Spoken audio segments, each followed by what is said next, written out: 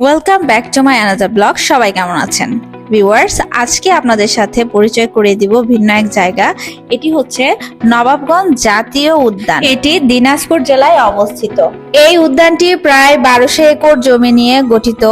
এই বনে বিভিন্ন প্রজাতির গাছ রয়েছে, জীবজন্তু রয়েছে, তারপরে আপনার যে কোনো অনেক ধরনের গাছ, যেমন সেগুন, গামার, করাই, বেত, বাঁশ, জাম সহ অনেক ধরনের গাছ রয়েছে। দেখতে পাচ্ছেন যেদিকেই তাকাচ্ছি শুধু গাছ আর গাছ, আর পরিবেশটা এত শীতল, অক্সিজেনে ভরপুর।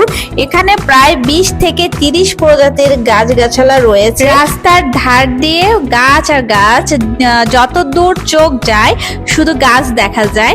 সব গাছের নাম বলতে পারি না, তবে যতটুকু জানা যে এখানে 20 থেকে 30 প্রজাতির গাছ রয়েছে। এবং কিছু দূর যেতে যেতেই আপনারা দেখতে পারবেন যে এখানে পিঁপড়া ঢিবি, যেটা আমরা আসলে বলছিলাম পিঁপড়ার বিল্ডিং।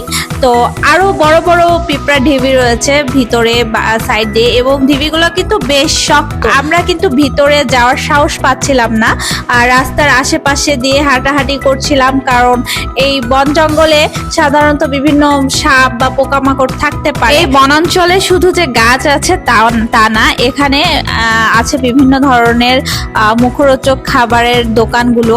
বাট দুঃখের বিষয় যে যখন বাংলাদেশে আসলে গন্ডগোল চলছিল সেই সময় কিছু দুর্বৃত্ত এখানকার সৌন্দর্য নষ্ট করেছে। যেমন সুন্দর কাঠের ব্রিজ ছিল, ফুচকা, চা, বিভিন্ন ছোট ছোট স্টল ছিল, যেগুলো ভেঙে ফেলা হয়েছে।